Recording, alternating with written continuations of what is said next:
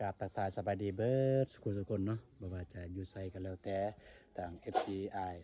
บ่าวเตียงทองหรือ FC อายบ่าวอานุ่งเนาะ FC ของบ่าวตูนเนาะมื้อนี้ก็จะได้มาถ่ายน้องสาวผู้หนึงเนาะคือเมื่อวานนี้ก็ได้มากับอายเตียงทองได้มาแล้วก็มันค่ำแล้วบ่ได้ถ่ายเนาะแต่อันนี้ก็มาอีกมาหาน้องสาวสื่อดื่มเนาะ เราซื้อดื่มไม่แต่ว่าไปจะได้เราสิเข้าไปถามเลยตอนที่เราเห็นยังอยู่ตอนนี้ก็อยู่หลังเหือนเราแล้วตอนนี้แต่บัวก็แก๊กอยู่ทางหลังเพิ่นเฮ็ดยังไม่แต่ว่าจะเข้าไปถามเลยโอเคนี่ฮะนี่เนาะแม่นเหือนเพิ่นบ่าวเอานงไปแล้วก็ไม่แต่ว่าสิไปถ่ายนำกันเลยสัมภาษณ์นำกันเลย เฮ็ดยัง ปัดกวดเดินบ้าน ปัดกวดเดินบ้าก็ถูกอย่างเลยเนาะซาวเพิ่นบ้านนุ่งกะมาแต่ว่าบ่ได้ถ่ายคลิปให้พี่น้องเบิ่งเนาะเป็นเทื่อแรกนี่แหละเป็นมาวันนั้นก็ให้ทางเบาเต็งทองเพิ่นพี่น้องเนาะเพิ่นว่าทางเบาเต็งทองเพิ่นถ่ายอยากมาถามน้องเนาะเพิ่นชื่อเสียงเรียงน้ำชื่อจะได้เนาะก็อยากถาม ซื้อคอยบ่ เลย ซื้อดื่ม เราแห้งเลยเราแห้งเลยเนาะ โอ้ซื้อดื่ม นั่นซื้อดื่มนั่นแหละดื่ม อายุ ดื่ม จัก น้ ปีอะ สาวเบ 20 ปีบ่ แม่น โอ้อยู่ในเฮือนนี่จักคน 2 คนกับน้องชาย 2 คนกับน้องชาย แม่น เอาแล้วพ่อแม่นี่ เสียแล้ว พ่อแม่เสียแล้ว แม่น โอ้พ่อแม่เสียแล้วเสียจักแต่อายุจักปีเนาะ ตอนเสียพ่อเฮายังน้อยตอนเสียแม่เฮาก็ยังน้อยแต่ว่าใหญ่แน่นมี ในยังจะเห็นบ่หน้าพ่อหน้าแม่ หน้าพ่อบ่เห็นแต่หน้าแม่ หน้าพ่อนี่บ่เห็น แม่นเห็นแต่ว่าบ่จือเนาะเฮายังน้อย อืมหน้าพ่อนี่บ่จื้อเนาะแต่หน้าแม่นี่จื้อ แม่น อืมหน้าแม่นี่จื้อพี่น้องกันแต่ว่าหน้าพ่อนี่บ่จื้อแล้วแต่อายุจักปี ตอนเสียแม่บ่ เลย ตอนอายุ17 ปี 17 ปี แม่น แต่เดี๋ยวนี้น้องอยู่คนเดียวแม่นบ่ แม่น นอนกับนอนคนเดียวนี่แหละ แม่น เฮ็ดกินเฮ็ดยาก็อยู่คนเดียว แม่น โอ้พี่น้องเอาเพื่อนซ่านบ้านซองนี่แต่พ่อแม่บ่เฮ็ดให้คือว่า แม่น เหมือนน้องมันไปไสเนาะ ไปเฮ็ดงาน เฮ็ดงานเฮ็ดงานอยู่ไส ำไปรับจ้าง รับจ้างอยู่เวียง รับจ้างอยู่เวียมามื้อนี้ก็มากับเบาตูนพี่น้องเอ้ยเนาะสบายดีเด้อ สบายดีเด้อ อืม สบายดีเนาะเนาะสบายดีทางสองเบาตูนพี่น้องเอ้ยเนาะก็มาพาเบาเตียงทองมานี่ของนี่จ้ะ แม่น เลยมาถามความรู้สึกของน้องเนาะที่มีทางเบาเตียงทองมานะพี่น้องเป็นจังไดความรู้สึก ดีใจ ดีใจบ่เคยเห็นบ่น้องเคยเบิ่งบ่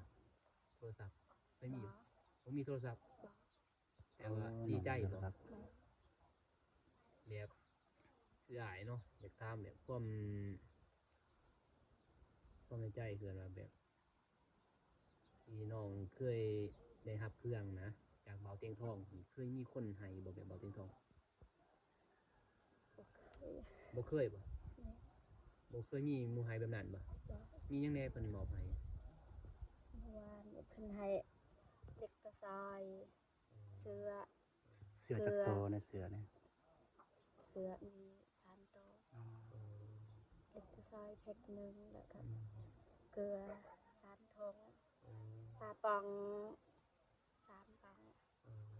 ดีใจบ่จะได้รับเครื่อง ดีใจบ่ ดีใจแฮะ ดีใจแฮง แม่ แบบบ่มีคนเคยให้แบบนี้แม่นบ่ เงินให้แสนหนึง โอ้ให้แสนหนึงแม่นบ่ แม่ ตอนนี้ก็ยังบ่เงินหันแล้วก็ไปใส่แล้ว คืออายนี่เนาะได้เบิ่งคลิปเนี่ยมันเบาเตียงทองพี่น้องแบบเห็นแล้วก็แบบเห็นน้องให้อะนะแบบเบานุ่งก็แบบประทับแบบมันก็ซึ้งนำพี่น้อง แบบมีความรู้สึกจังไดแบบทางเบาเตียงทองเพิ่นได้สัมภาษณ์ รู้สึกดีใจแฮง แบบมีความอบอุ่นนี่บ่ แม่น เออ แล้วก็มันซึ้งแม่นบ่ แม่น อื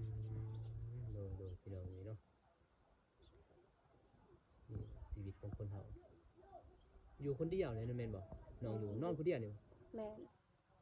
นอนอยู่คนเดียวกินคนเดียว ว่าเจ็บเป็นนี่ได้ นอน เอาน้องก็เจ็บบ่ เจ็บ เป็นหยังลูกเป็นโรคหยัง คอยบ่ โดย เป็นโรคตันสองตังสอง ตั้งส่ง ต่างทรง ตั้งส่งในย่านได้อยู่คนเดียว แม่นอันตรายได้อยู่คนเดียวต่างทรงเวลามันเป็นเนี่ยบ่มีไผ แม่ เบิ่ง พี่น้องเอ้ยเนาะ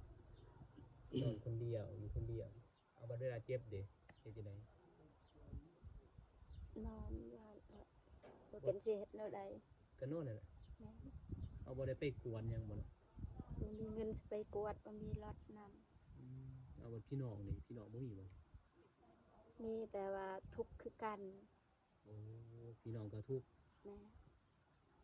พี่น้องเขตนี้บ่แล้วว่าเขตไหนครับ เขตไอ้พูดอยู่นอกอยู่บ้านทองหวาย อ๋อพี่น้องอยู่บ้านทุ่งว่า พี่น้องอยู่บ้านทุ่งวายพุ่นเลยมันก็ใกล้ได้แต่นี่ไป ใกล้แล้วเนาะ สิไปลัก สิไปบ่รักบนทะเลทุ่งวายบ่ เอามีแต่น้องอยู่คนเดียวอยู่นี่ แม่ พี่น้องบ่มีอยู่นี่ บ่มี อยู่บ้านนี้บ่มีหรอก บ่มี โอ้พี่น้องเอ้ยแบบเพิ่นอยู่ในบ้านนี่อยู่คนเดียว แต่น้องเพิ่นนั้นเกิดว่าซ้ำอยู่คนเดียวน้องเพิ่นก็ไปทำงานรับจ้างแต่ว่าพี่น้องเพิ่นแบบพอเกิดว่าพี่น้องทางพ่อทางแม่อยู่บ้านทุ่งวายพุ่นแม่นบ่ล่ะ แม่ โอ้ยก็ซ้ำว่าเอาบัดดินนี่ได้ดินไปเนาะ ดินพวกนั้นดินให้เฮายืมอยู่ซื่อ เจ้ายืมอยู่ซื่อ ๆแม่ ๆถ้าว่ามีคนมักอหยังนั้นน่ะเกิดว่ามีแต่เจ้าไปอยู่คนใหม่ แม่ เขาให้เจะอยู่คนใหม่ แม่ โอ้พี่น้องแบบยืมอยู่แบบแต่ว่าบ่ได้ให้เงินดอกแต่ยืมอยู่ถ้าว่าเจ้ามีสร้างครอบครัวบ่หรือว่าเจ้าย้ายออกก็เจ้าบ่ได้เด้อพี่น้องเนาะหรือว่าจะไปหาคนใหม่ แม่ ดินนองแท้ๆบ่มี บ่มี ดินไห้ดินนาก็บ่มี บ่มี เอาบัดข้าวน้ำนี่เนาะ ซื้อ เขากินทุกมื้อได้ ไปขอน้ำเอ้ยเขากินทุกมื้อ เอื้อยน้องอยู่บ้านใด อยู่บ้านทองหวาย บ้านทุ่งวายเนาะ ไปขออยู่พุ่นบ่ แม่ เออแบบพี่น้อง อาศัยแต่คอเลยเนาะ แม่ อ๋อเพราะว่าบ่มีบ่อนเฮ็ดบ่อนสร้าง รับจ้างรับบายมัน รับจ้างก็ยากๆเลยเขตนี้นี่ เขตนี้มันบ่มีแหละยามนี้ แม่น เป็นผู้หญิงที่บ่นุ่งก็ได้มานี่ก็หลายมื้อเนาะหลายเทื่อเฮามาเนาะแต่ว่าเฮาบ่ได้เข้ามาเนี่ยคือว่านี่เขามาก็เลยว่ามาเห็นน่ะนะ แม่น ก็เลยเห็นก็เลยให้ทางเบาเตียงทองเพิ่นนี่ถ่ายแล้วก็เบานุ่งเขาไปเบิ่งในคลิปพี่น้องเบิ่งในคลิปเบาเตียงทองเนี่ยเพราะว่าเบานุ่งจะให้เบาเตียงทองถ่ายหมดเนาะมีทีมงานเฮานะเพราะว่าอยากให้เพิ่นมาซอยนะเว้าอยากใจโดแม่นบ่ แม่น คือทีมงานเฮานี่บ่มีหยังจักกีพี่น้อง บ่มีหยังเลย บ่มีหยังมีแต่ซื้อน้ำมนต์มันลดมันล่างนี่แหละอยากมาซอยแต่ว่ามี10-20,000ก็เฮาซอยซ้ำเฮามี แม่น นะคือเราบ่มีคนซัพพอร์ตว่าอย่าง แม่ นั้น นแม่นก็ได้ มี FC แหละ แม่นก็ได้แต่ถ่ายทอดนั่นแหละถ่ายทอด FC เบิ่ง ซื่อ แม่น ๆก็คือนี่แหละคือน้องก็สงสารเนาะแต่ว่าเฮาเฮ็ดหยังได้บ่เฮาเฮ็ดหยังบ่ได้แม่นบ่ แม่น ก็เลยเฮาถ่ายนะให้บางทีมีผู้ใหญ่ใจดี มีคนอยากช่วยเหลือ แม่น คือนั้นถ้าว่าน้องมีบุญนั่นแหละก็คือว่าน้องนั่นแหละเนาะเฮาเกินน้องนั่น แม่ก็เอิ้นน้องละซั่น เพราะว่ามีบุญมีวาสนานะแต่ยังมีคนมาซอยอืมกระต้นนี่พี่น้องเนาะเป็นดินเขานี่เนาะ แม่ เพื่อนนี่เพื่อนน้องเนาะแต่พอแต่แม่ แม่ เฮ็ดให้พี่น้องพ่อแม่ก็ตายหมดแล้วยังแต่น้องเกินว่ากับน้องชายบ่ น้องสาว เออ น้องชายก็ได้ส่งเงินมาให้ใส่อยู่พอ ส่งให้เทื่อหนึงเราส่งให้500,000ประมาณนั้น ส่งให้500,000 500,000 เทื่อหนึงฮะ พอได้ซื้อของกินซื้อเขาวเนี่ยเนาะ แม่ เออ พอได้ซื้อแตงนัวเกลือ เจ็บเป็นนะครับชี สิ่งสำคัญพี่น้องเนาะคือว่าน้องสาวเพิ่นนี่อยู่คนเดียวนี่แหละแล้วก็เป็นผู้หญิงพี่น้อง แม่นเป็นผู้หญิง ตัวนี้แหละมันเฮ็ดให้เนาะเกิดว่า มาต่ออีกนะ ความสู่ส่วนก็คือว่าอะไรพี่น้องผู้หญิงคนเดียวเนาะอยู่ในเรือนนี่แหละตัวนี้แหละสำคัญที่สุดถ้าว่ามีผู้ชายบ่เนี่ยนั้นยังแค่นี้พี่น้องเฮาบ่ฮู้คือว่าบ่มีความปลอดภัยจักดีนะแต่ก็เพิ่นก็อยู่บ้านหมู่นะเพิ่นบ่มีความปลอดภัยเลยก็ว่าเพราะมันเป็นไม้กษัตริย์คือว่ากษัตริย์ไม้กะตีอีหยังนี่แหละพี่น้อง แม่นไม้กะตีไม้เหี้ย น้องอยู่คนเดียว เอาไม้เหี้ยไม่เฮ็ดอันนี้บ่ แล้วก็เป็นผู้หญิงมีเหียไม่สอดนี่แห นะ ละก็เคยหยาดบ่เนาะอยู่นอนผู้เดียว ก็อหยา ยากค ด นนอนบ่หลับก็ อ๋อกินอยู่แนวใดนะ นอนบ่หลับเพิ่นบ่ แม่น บ่ตีเลย ความอยาก ไปถ่ายเบิ่งบ่นอนเพิ่นบ่ ไปทายเบิ่งบ่ตูน ไป จะไปทาย ไปแต่จะไปเบิ่งบ่นอนแล้วก็บ่อยู่บนกินของเพิ่นเป็นแนวใดพี่น้องโอ้พี่น้องเลยจังซี่ผู้หญิงโตคนเดียวพี่น้อง ขออนุญาตขึ้นเด้อน้องเด้อ ตอนนั้นน้ำมาใช้ได้ใช้ตอนนั้น ของโครงการส่วนเลย ของการ ก่อน นั่ง สิ รถ ขึ้นไปตายโอ้พี่น้องเอ้ยเป็นจังซี่เปลี่ยนสารบ้านสองเพิ่นเป็นจังซี่พี่น้องยามลมพัดลมยางก็จะจังซี่เลยอยู่ไสอยู่นี่บ่โอ้ ลูกบ่ มันลุพี่น้องเอ้ยอยู่นี่โอ้จังซี่คันบ่เอาอันนั้นสาดในบังก็มันจะอันนั้นเลยเด้พี่น้อง เขาเกลือกับป้าเท่านี้เลยบ่เนาะ บนเฮ็ดบนกินของเพิ่นพี่น้องเอ้ย ป้าแบบนี้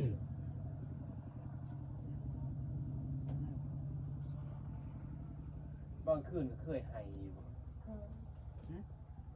ยับมากไก่เนาะสารนอกเคยให้บอกเคยเป็นจะได้ความรู้สึกให้ แต่เป็นนึงคือเศร้าใจยังสั่น เศร้าใจ แม่ถอดใจ เจ้าท่อแบบท่ออะไรบอกเป็นจะได้คือว่าเนี่ย แบบทุกข์ใจเลยแบบมันเลยไพ่เบิ่ง บ่มีคนเบิ่ง ก็แบบรู้สึกว่าแบบอยู่คนเดียวมีไผเบิ่งจังซี่เนาะ แบบแม่นไปทางใดก็บ่มีคนบอก แม่ โอ้มันว่าดีไปหมดเนาะยามเจ็บก็บ่มีคนแม่นบ่ แม่แต่นอนอยู่หั่น บัดหมู่มีพ่อมีแม่แม่นบ่ แม่ ได้มาเบิ่งแม่นบ่ บ่ การได้หมูลมีพ่อมีแม่มาเบิ่งเนาะบัดเจ็บเป็นก็คือน้องบ่มีไผ แม่ เจ็บก็อดอยู่หั่นแหละ แม่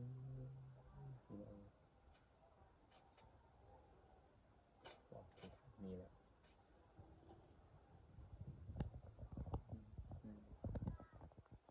อ่ะตอนนี้เราก็อยู่กับน้องดื่มเนาะเราก็ได้ขึ้นมาถึงเฮือนอันนี้บ่บ่นอนเจ้า อืม อ๋อซื้อเองบ่เนี่ยเสื้อเนี่ย ซื้อเอง ซื้อเองเนาะผ้าห่มก็ซื้อเองเนาะ แม่ แล้วตอนซื้อนี่ได้เงินมาแต่ใส่ไปรับจ้างบ่แล้วอะไร ไปรับจ้างเก็บกาแฟ โอ้รับจ้างเก็บกาแฟ แม่ นำคนอยู่ในบ้านเนี่ยบ่ อยู่นอก หรือว่าอยู่นอกนำบริษัท แม่ ก็คือเป็นน้องเลยก็คือน้องดื่มเพิ่นก็ไปรับจ้างก็คือคันบ่รับจ้างมันบ่มีหยังใส่บ่มีหยังกินเลยเนาะก็คือเงินคำแก้วคือเห็นแล้วพี่น้องเอ้ยเนาะใส่ข้าวกินเจ้ายังเหลือเท่าใด แต่เสื้อมันออกกู บ่ข้าวสาร ก็อัน อ๋อนี่คือข้าวสารเนาะน้องๆขออนุญาตเบิ่งก่อนเด้อ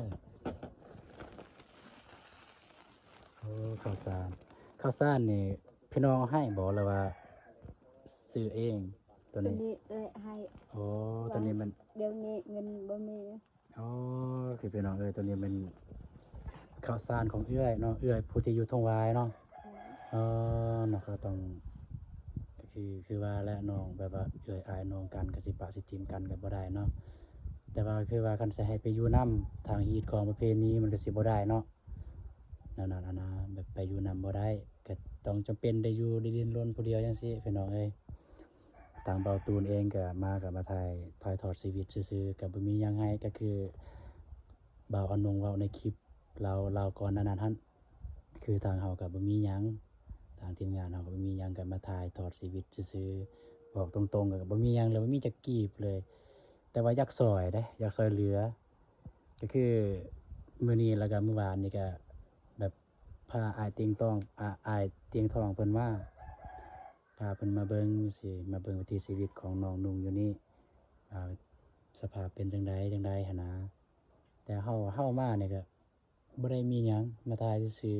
ๆ ตอนมีก็ได้ซอยเรือสำเกลือปิงนัวบ่เงิน10-20,000จังซี้เอ้า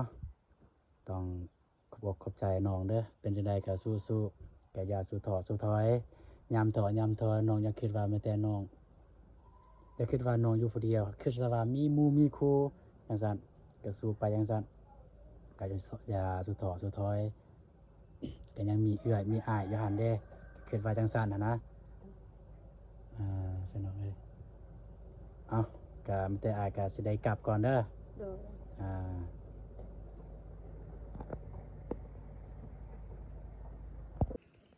อันนี้ก็คือเรือนซานบ้าน2ของเพิ่นของน้องเดือนเนาะก็สภาพเรือนก็เป็นจังซี่พี่น้องเอ้ยก็มีแต่ว่าคลิปนี้ก็สิจบลงอยู่บนนี้เลยผู้ใดได้ติดตามรับชมทาง FC บ่าวเตียงทองบ่ FC บ่าวอนง FC บ่าวเจ็บก็อย่าลืมฝาก ติดตามเพื่อเป็นกำลังใจในการเฮ็ดคลิปต่อๆไปเด้อเอาเนาะสำหรับคลิปนี้ก็ขอขอบใจ